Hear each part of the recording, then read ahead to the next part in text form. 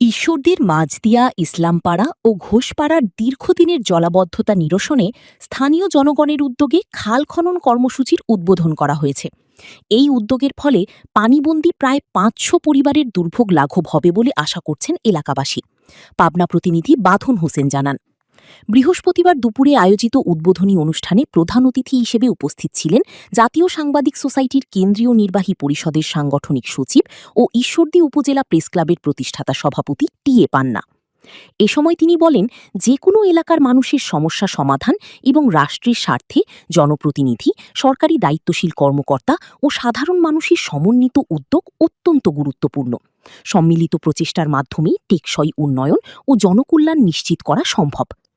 শিক্ষক আবু ইলিয়াস আলী খানের সভাপতিত্বে অনুষ্ঠানে আরও উপস্থিত ছিলেন সাইফুদ্দিন মেম্বার, মঞ্জুর রহমান খান, সাংবাদিক শহীদুল্লাহ খান, আবু বক্কর খান, নাজিম উদ্দিন, স্বপন মিয়া, কলিমুদ্দিন মালিথা, ইউসুফ আলী, সুমন আলী সহ এলাকার গণ্যমান্য ব্যক্তিরা।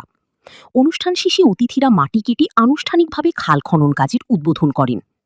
স্থানীয় সূত্র জানায়, এসিল্যান্ড অফিসের পরামর্শে এবং এলাকাবাসীর উদ্যোগে গৃহীত এই কর্মসূচি দীর্ঘদিনের জলাবদ্ধতা সমস্যার সমাধানে গুরুত্বপূর্ণ ভূমিকা রাখবে।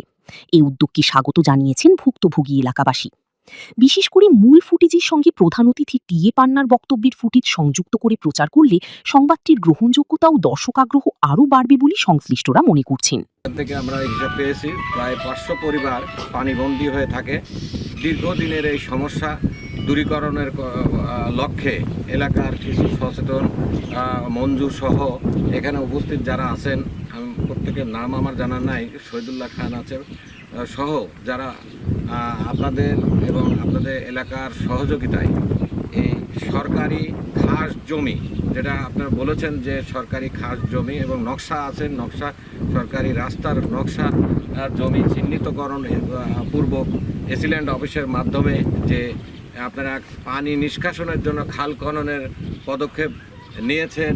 ইতিমধ্যে আমি দেখতে পাচ্ছি যে কিছুটা কাজ সম্পন্ন হয়েছে।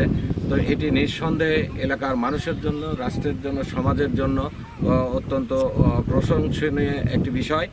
তো এই ধরনের বিষয়গুলো বর্তমান বিএনপি সরকার আমলে শহীদ প্রেসিডেন্ট জিয়াউর রহমানের খাল খনন প্রকল্পের সেই নিয়ম অনুযায়ী বর্তমান সরকারের পক্ষ থেকেও সারা দেশে ঈশ্বরদীতে বিভিন্ন জায়গায় আমরা বিভিন্ন